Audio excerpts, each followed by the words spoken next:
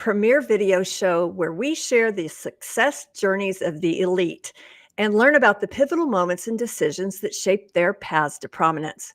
I'm your host, Nancy Erickson. I work with high net worth clients, business leaders, celebrities, and influencers, and I offer them a really close, hand holding, white glove experience to write, edit, publish, market, and distribute their books worldwide.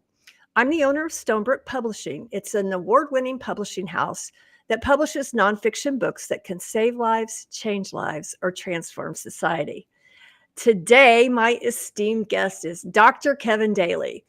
Kevin is a distinguished motivational speaker and published author. He's known for inspiring transformative change in corporate settings, conferences, and events worldwide. As the former captain of the Harlem Globetrotters and known as Special K, he's the visionary CEO of Daley Speakers Academy, where he leverages a unique blend of his athletic discipline and corporate success to empower professionals and organizations. Welcome, Kevin. I'm so glad you're here today. Well, thank you so much. I'm so excited to have this conversation with you. Yeah, well, you've been around and in the limelight, for a number of years. But can you tell us a little bit about your growing up years? I mean, where are you from? What was your family life like?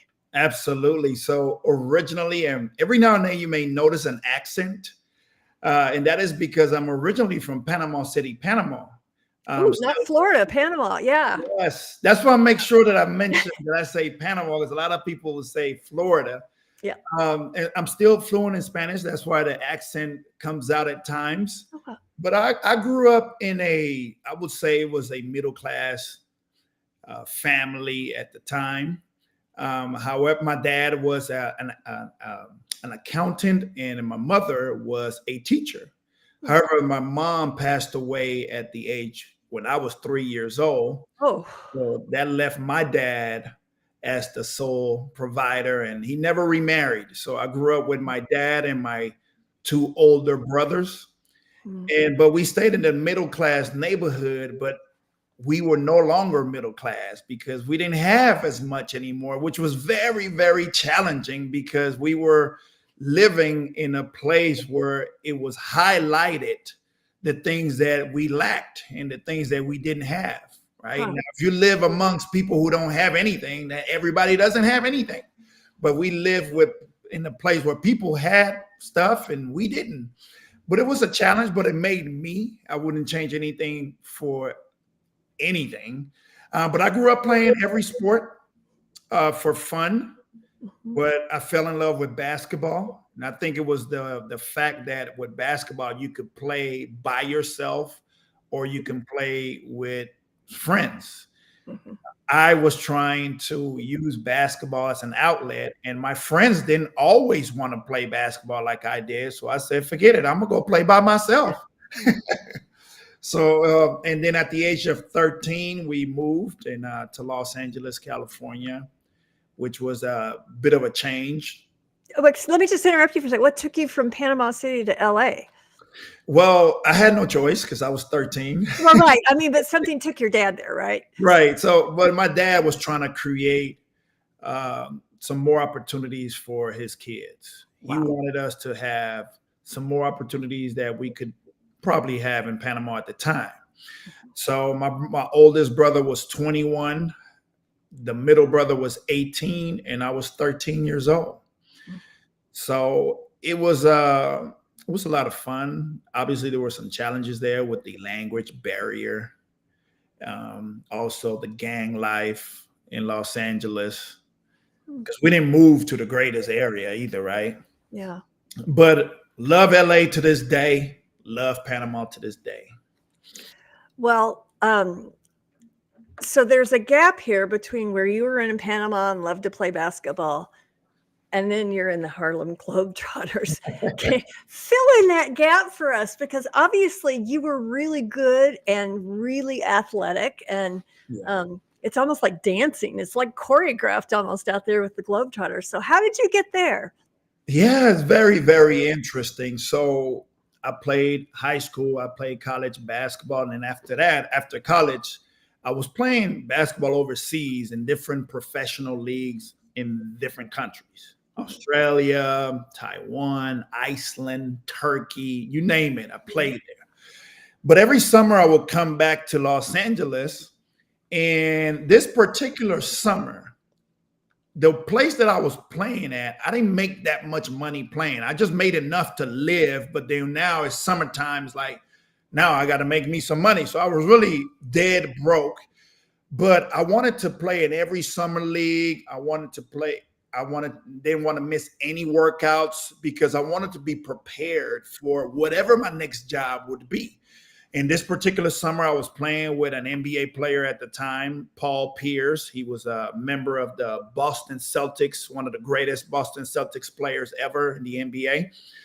And he was making $10 million a year at that time. I was making zero. I was literally eating peanut butter and jelly sandwiches for breakfast, lunch, and dinner, literally.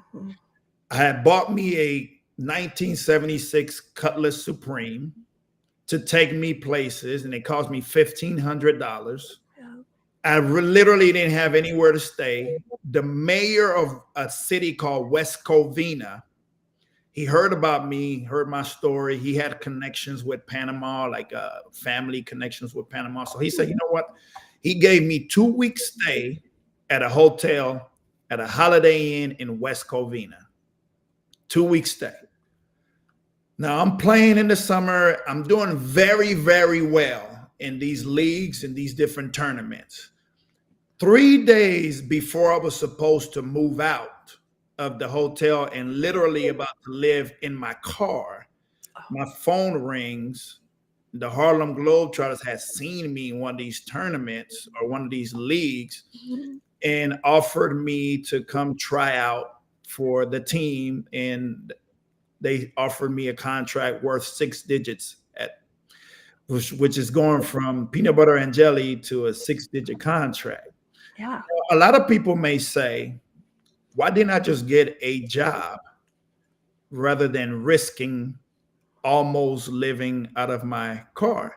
But I'm gonna tell you what my mentality has always been, and it was back then. I was never worried about getting a basketball job. I was never worried about it. I knew that it would happen because I knew that I was putting in the time. I knew that I was working out. I knew that I was good enough, right? The only thing that I made sure that I focused on was getting ready for when I got that job. I think a lot of things that happens to us is whenever we want to achieve something, we worry too much about what could happen if we don't achieve it, rather than focusing on what if you do achieve it and making sure that you're prepared for when you achieve it. And that is the mentality that I had at a very young age. Wow. Well, so they offered you this contract, and then you were there for what, like 10 years, right? Yes. Yeah. And as the captain of the team, you must have learned a lot of things about leadership. And I wondered if you could share some of those lessons with us. Absolutely. 10 years as the captain of the team. That's a long time. Yeah. It really is. And and it happened like very, very quickly without me raising my hand to become that. Right. However, I went through a lot of teammates, and I created an acronym, a leadership acronym that I think could help people. All right. It's called the SMILES Leadership Formula, and it's an acronym. The S is for synergize, M is motivate, I is impact, L is lead, the E is an empower, and then the last S is just smile, have fun.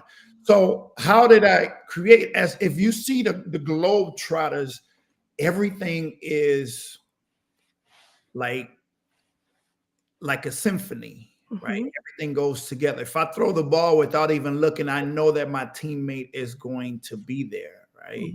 So it's just about making sure that we're synergized, right? Now, I was also the motivator, the M. I used to motivate my team. We played literally every single day when we were on tour. sometimes twice on Sundays and Saturdays. So in a week of 7 days, we may play more than 10 games. Mm, Okay. mm, So oftentimes I would have to motivate some of my mm. teammates to lift them up. Yeah. Come on, man, lift I me mean, up. that's exhausting. Yeah. Absolutely. It's Absolutely. So, and then at the same time, be that impactful player. One thing that separated me as a Globetrotter, that I had that position, and I was the only player in the history of the Globetrotters with we call it the showman. Most people would know Meadowlark Lemon, Geese Osby, Sweet Lou yeah. Dunbar in that position. That was my position, and I was the only player that has ever done an entire show in a different language. 100%. I used to do 100% of the show in Spanish when we went to Latin America, Oh. and it was just impactful, right? So Mm, I had a coach that would also always tell me, man, you got to separate yourself. And what does that mean? Separate yourself. Do something to separate mhm, yourself. So I always kept that in mind. So impact, and then be that leader that you want people want to follow, mhm, right? And be that leader, the example of a leader, and then also empower my teammates, mhm. them to be great at what they're good at, and me removing myself from there.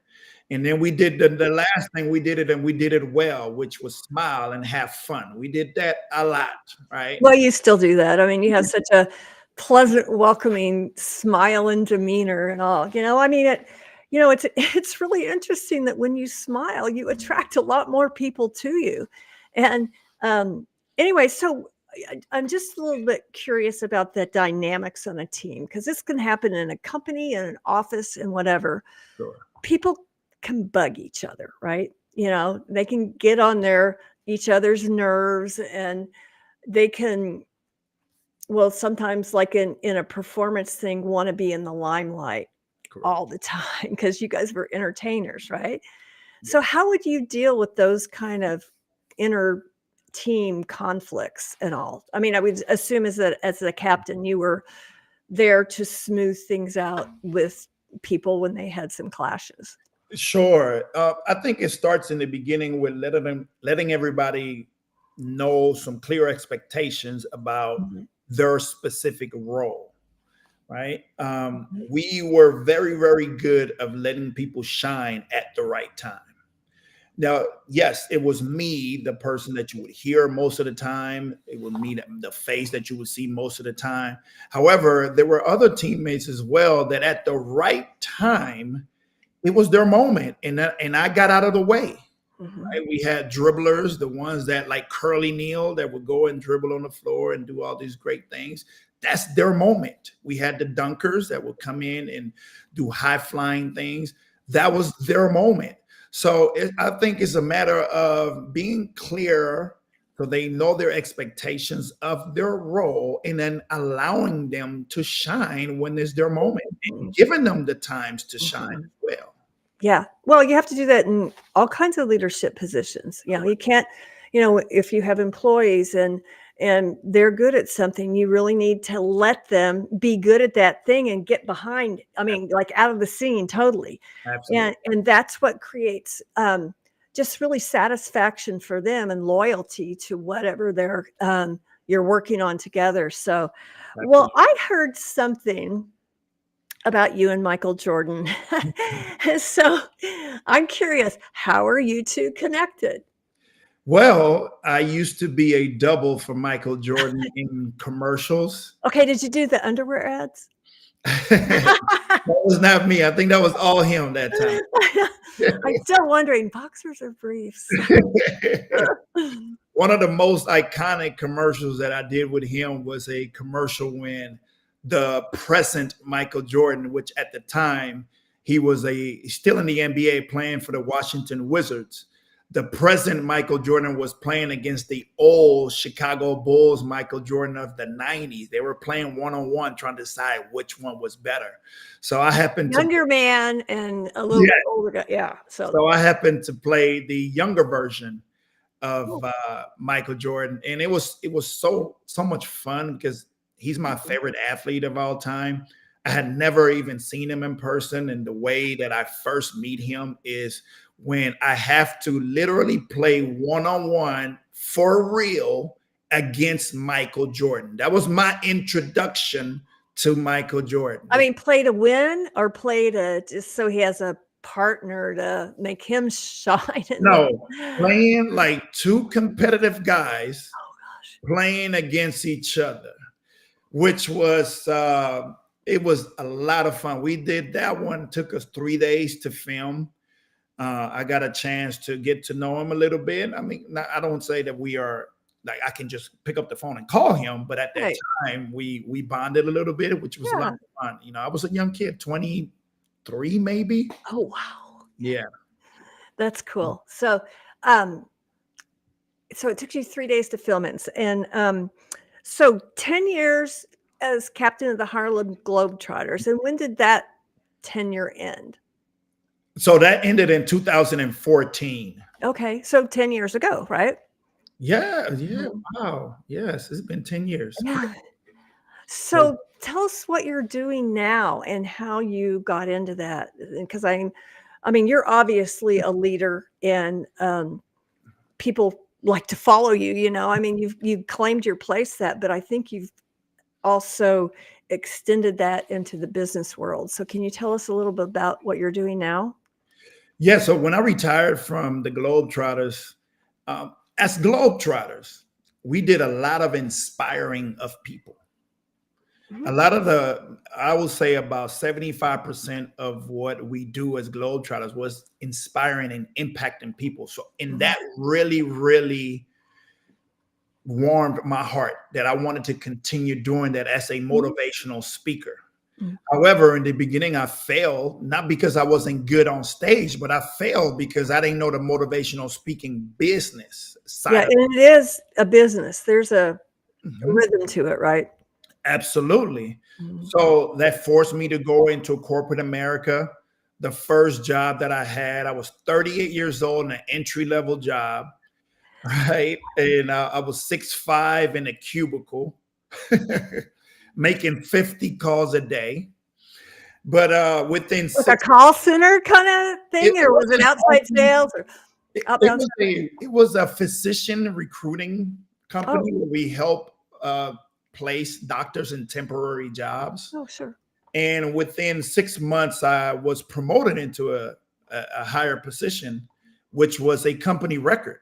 And they Oh, literally had a plaque on the wall with mm, my name on it, right? So I said, wow. And then after that, I stayed there a year and a half, and then I moved to a different company.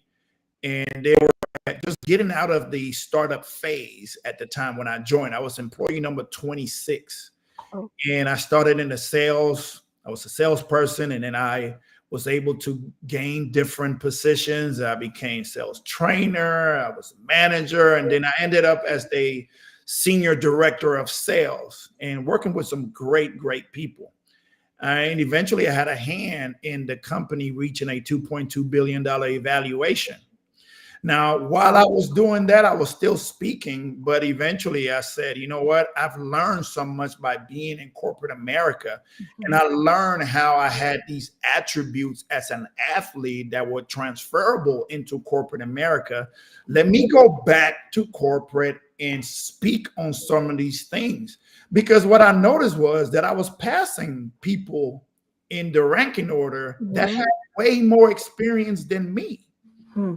So I was wondering how was I able to do that? And I think it was just because I had that same athlete, high achieving athlete mentality, which is, get up after you fall down, setting goals, Mhm. reaching those goals at any means necessary, being able to get along with teammates, having those leadership skills. So now what I do is I get hired to speak as keynote in different annual Mhm. events, corporate events. Associations will bring me, and even some companies will bring me to for some leadership training for their leaders as Oh, well. wow. Yeah. And I'm still continuing that same impact that I started as a globetrotter. So it's been a lot of fun to see people just move and be in a different position than when I first started working Yeah. with you. I think that's fabulous. And I think people will initially be drawn to you because of the Harlem Globetrotter, banner, but then you have so much to offer. And I would think that would have been really great training for a speaking career because you're you're already an entertainer Right. and you know how to handle yourself and to talk in front of people. And do you ever do your speeches in Spanish? I've done it before when the audience, Yeah, well, obviously it has to be the right audience. Yeah. but I'll tell you what, you mentioned the entertaining piece, and that's what I like to make my presentations super engaging. Hmm. People are going to walk away with some actionable things that they can do, Mhm. but they're going to be engaged throughout the entire presentation. And obviously, as a Globetrotter, they have to laugh, right? I have to make them laugh. One thing I do keep away from them is the bucket of water. If you're familiar with what I mean, but I do keep that away from the audience. Good. Yeah. Oh gosh. Well, so invariably, those of us who have been in business for a number of years have had some pivotal moments where things could really have gone in the wrong direction. Did you have any times like that, Kevin? I think I had to make some tough decisions. Mm. One of the toughest decisions was to bet on myself and leave corporate and really try to hone in on the motivational speaking that I want to do. Right? That Yeah. was not an I easy. mean, that's risky. We all, It was not easy. no, it's risky because it's Mhm. just, you know, into the great unknown. And like you said, you didn't know the business of speaking. And Yeah, so I took a lot of lumps, right? I took a lot of hits, but eventually I figured it out, and I've been booked by some major corporations: Mhm. Microsoft, Paycom, Northrop Grumman. I was in Switzerland a few months speaking. I'll be in November. I'll be in the UK to speak, and now I'm even in a position where we opened up the Daley Speakers Academy, where we help other former athletes, coaches, and people in the sports industry to learn how to leverage their athletic backgrounds into paid speaking engagement. So Yeah, now, so tell us a little bit more about that. I mean, how did you decide to give back that way? yeah, because I knew that when I wanted to do it, the help that I needed, I just couldn't find it. So there was plenty of help out there on how to become a motivational speaker, but there was no help that was customized to where I was in life, Mhm. which was a transitioning athlete, which is a very, very that transition is it could be very, very tough mentally and emotionally. Yeah. So I couldn't find that help. So I figured that there were many other people in the same position, and there will be more in the future. Mhm. So I put together, along with some people smarter than me, we put together an entire curriculum just customized to former athlete coaches and sports professionals to Wow. help them make that jump Yeah. if they do want to do it full time or if they want to do it part time. We recently had a book just released. Yeah. I was gonna ask you about you're like a 4-time author, right? Yes, yes. Yeah, so this book came out last month, I think I read, yeah. It came out a few weeks ago as From Athlete to Superstar Speaker. So it literally teaches some of the steps that to take if you want to make that jump from an athlete to a motivational speaker. And I know I'm speaking to the queen of book publishing. Um, Well, so tell me about a little bit. I would like to hear a little bit about your road to become an author. So, you yeah, know, I I know one thing about the speaking business, and that if you want to get on global stages, you have to have a book. yeah. In fact, people who aren't even are just on national stages, one of the first things they're going to say is, "Well, send me a copy of your book." And so, when did you? I mean, I think you've written 4 books now, right, Kevin? So, what are each one of them about, and how did you move through that process? Yeah, sure. So to become an impact, to be very successful as a speaker, you have to be known as an expert in something. Mhm. And I knew that writing a book would make me an expert in whatever the topic is that I write a book, if it's true or not, Mhm. right? I, I, I tend to think that it's true for me. I think Right? it's true.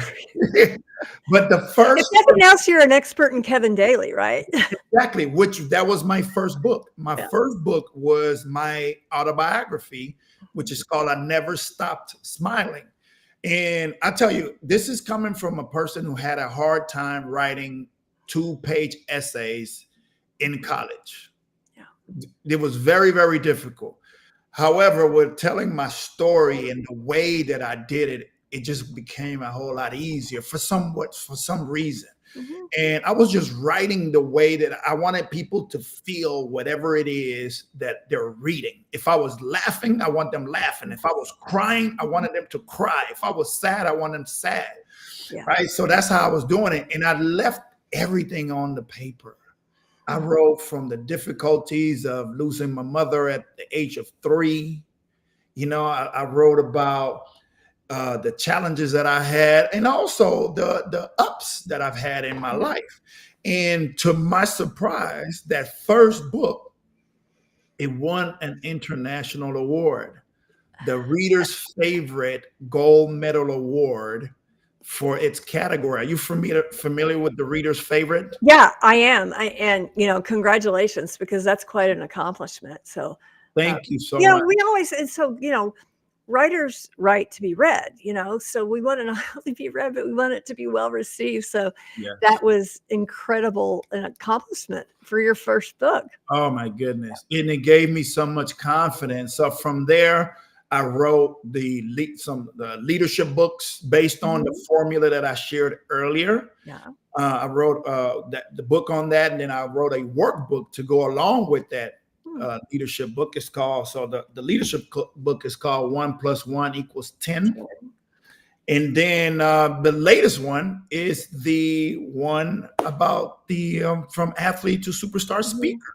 Yeah. And it's every book has its purpose, right? But Right. it's been a journey, and I tell people all the time, writing a book could be, it could look like it's such an overwhelming task, and it may turn out to be that way. However, if you're following some strategies and different things, and I'm Yeah. sure you teach your people, it becomes a little bit more believable and doable.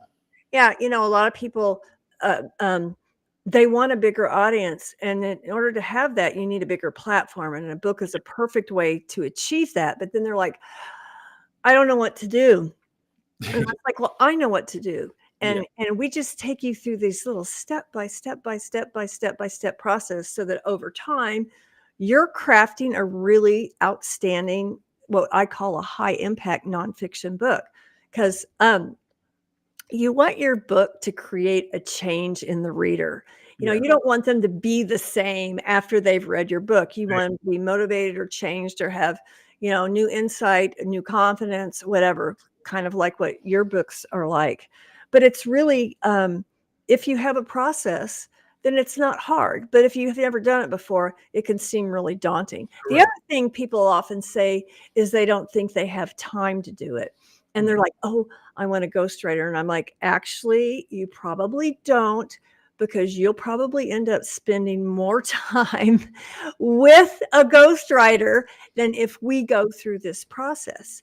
And one of the things that I think is important is that if you're using a ghostwriter, often they don't go deep enough. I mean, the book is only going to be as um, fulfilling as the questions that they ask. And Yeah. so, anyway, so I love helping people do that. And I'm, thrilled that you have a new book out, and obviously it has, you've needed that as part of your speaking career as well.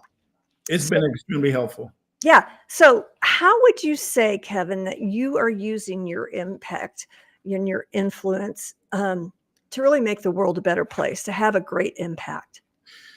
Well, there's several ways, but I'll just hone in on the impact that I'm creating, or that I'm doing with the former athletes. When you're making this transition, now you Are got they scared, Kevin?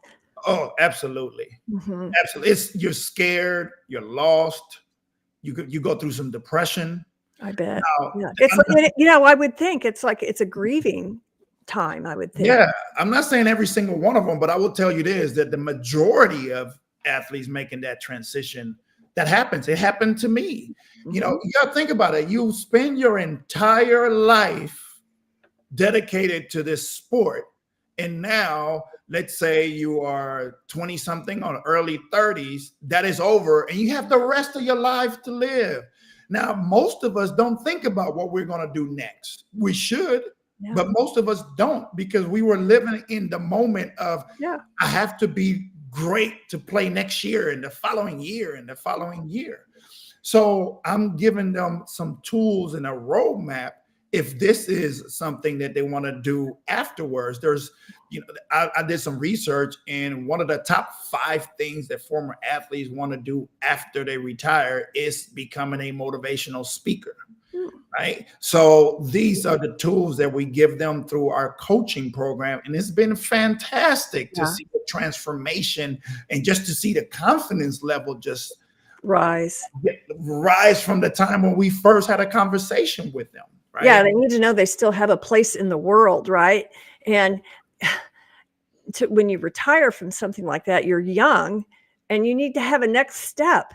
And even if they take that step and they do it for a little while, but find something, other little niche along the way, Correct. you've helped them to just make peace with where they are in life and go forward. So, is it like, billionaire athletes? Because not all the athletes make, millions and millions of dollars. So there's a Mhm. lot more of them who are professional athletes who are on the lower end of that pay scale. There's more, absolutely. So we work with former athletes that some of them didn't even play pro. They played in college Oh, or okay. some professional.